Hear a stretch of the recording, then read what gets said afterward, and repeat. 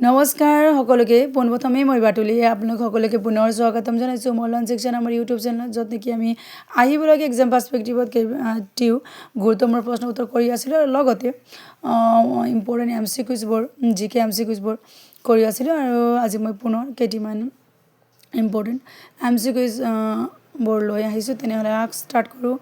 আভ্যন্তৰীণ গ্ৰহ বুলি কোন কোন গ্ৰহ কোৱা হয়? আভ্যন্তৰীণ গ্ৰহ বুলি বুধ, শুক্ৰ, পৃথিৱী আৰু মংগল এই চাৰিটা গ্ৰহক আভ্যন্তৰীণ গ্ৰহ বুলি কোৱা হয়। বাৰ্ষিক গ্ৰহ বুলি কাক কোৱা হয়? বাৰ্ষিক গ্ৰহ বুলি নেপচুন, ইউৰেনাছ, শনি আৰু বৃহস্পতি এই আভ্যন্তৰীণ গ্ৰহ আৰু বাৰ্ষিক গ্ৰহ বা আভ্যন্তৰীণ গ্ৰহৰ ভিতৰত পৰে আপোনালোকৰ বুধ, শুক্ৰ, পৃথিৱী আৰু মংগল আৰু বাৰ্ষিক গ্ৰহ বুলি গ্ৰহৰ ভিতৰত পৰে নেপচুন, ইউৰেনাছ, শনি আৰু বৃহস্পতি। চাৰিওফালে আঙুঠি থকা গ্ৰহৰ নাম কি? চাৰিওফালে আঙুঠি থকা গ্ৰহৰ নামসমূহ হৈছে প্ৰথমতে আছে ইউৰেনাছ, তাৰপিছত বৃহস্পতি, শনি আৰু নেপচুন। এই চাৰিটা গ্ৰহৰে ইউৰেনাছ, বৃহস্পতি, শনি আৰু নেপচুন এই চাৰিটা গ্ৰহৰ চাৰিওফালে আঙুঠি আছে। 1935 চনত গভৰ্ণমেণ্ট অফ ইণ্ডিয়া এক্টে অসমক এখন স্বায়ত্ত শাসিত প্ৰদেশত স্বীকৃতি দিছিল। অ'কে, কোনটো এক্টে বা কিমান চনত অসমক এখন স্বায়ত্ত শাসিত প্ৰদেশত স্বীকৃতি দিছিল? এয়া আপোনালোকৰ প্ৰশ্ন আৰু উত্তৰ হ'ব 1935 চনত গভৰ্ণমেণ্ট অফ ইণ্ডিয়া এক্টে অসমক এখন স্বায়ত্ত শাসিত প্ৰদেশত স্বীকৃতি দিছিল। সৈয়দ মহম্মদ ছাদুলৰ মন্ত্ৰীসভা 1937 চনত গঠন হয়। অসম ভাৰতৰ এখন ৰাজ্য কেতিয়া হয়? অসম ভাৰতৰ এখন ৰাজ্য 1950 চনত হয়। শিৱসিংহৰ আহোম নাম কি হয়? শিৱসিংহৰ আহোম নাম চুতানপা। আৰু এয়াও আপোনালোকৰ ইম্পৰ্টেণ্ট প্ৰশ্ন হয় যে আহোম ৰজাসকলৰ আহোম নাম কি হয় বুলি এক্সামত সুধিব পাৰে। গতিকে শিৱসিংহৰ আহোম নাম হ'ল চুতানপা। আহোম ৰাজ্যত সোণৰ মুদ্ৰা কোনে প্ৰচলন কৰিছিল? আহোম ৰাজ্যত সোণৰ মুদ্ৰা শিৱসিংহই প্ৰচলন কৰিছিল। দনিপল উৎসৱ কোনে পালন কৰে? অৰুণাচলৰ লোকসকলে দনিপল উৎসৱ পালন কৰে। এয়া দনিপল উৎসৱ ক'ত পালন কৰে?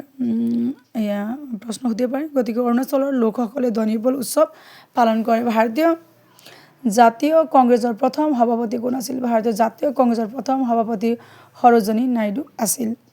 ভাৰতীয় জাতীয় কংগ্ৰেছৰ প্ৰথম অধিৱেশন ক'ত আৰু কেতিয়া আয়োজন কৰিছিল? ভাৰতীয় ক'ত আৰু কেতিয়া অধিৱেশন আয়োজন কৰিছিল? ভাৰতীয় জনতা কংগ্ৰেছৰ প্ৰথম অধিৱেশন 1926 চনত পাণ্ডুত অধিৱেশনখন আয়োজন কৰিছিল। কোনে সংগ্ৰহণী সভা গঠন কৰিছিল? অম্বিকাগিৰি ৰায়চৌধুৰীয়ে সংগ্ৰহণী সভা গঠন কৰিছিল। অসমৰ কোনে দাণ্ডি যাত্ৰাত যোগদান কৰিছিল? লীলাধৰ বৰুৱাই অসমৰ দাণ্ডি যাত্ৰাত যোগদান কৰিছিল। অসমৰ কোনে দাণ্ডি যাত্ৰাত যোগদান কৰিছিল? লীলাধৰ বৰুৱাই দাণ্ডি যাত্ৰাত যোগদান কৰিছিল। সদৌ অসম ৰায় সভা কেতিয়া আৰু কাৰ নিৰ্দেশত গঠন হয়? 1933 চনত নবীন চন্দ্ৰ বৰদলৈৰ নিৰ্দেশত সদৌ অসম ৰায় সভা গঠন হয়। অসমত স্ব-স্বায়ত্ত শাসন কেতিয়াৰ পৰা প্ৰৱৰ্তন কৰা হয়? 1935 চনত প্ৰৱৰ্তন কৰা হয়। অসমত স্ব-স্বায়ত্ত শাসন 1935 চনত প্ৰৱৰ্তন কৰা হয়। স্বৰাজ পাৰ্টি কেতিয়াৰ কাৰ নেতৃত্বত গঠন কৰা হৈছিল? অসমত 25 জুলাই 1923 চনত 25 জুলাই 1923 চনত তৰুণ ৰাম ফুকনৰ নেতৃত্বত স্বৰাজ পাৰ্টি গঠন কৰা হৈছিল।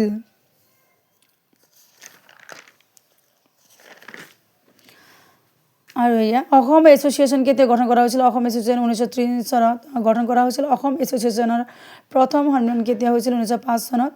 অসম ছাত্ৰ সন্মিলন কেতিয়া গঠন কৰা হৈছিল? 1916 চনৰ 25 ডিচেম্বৰত গঠন কৰা হৈছিল। অসম ছাত্ৰ সন্মিলন 1916 চনত 25 ডিচেম্বৰত গঠন কৰা হৈছিল।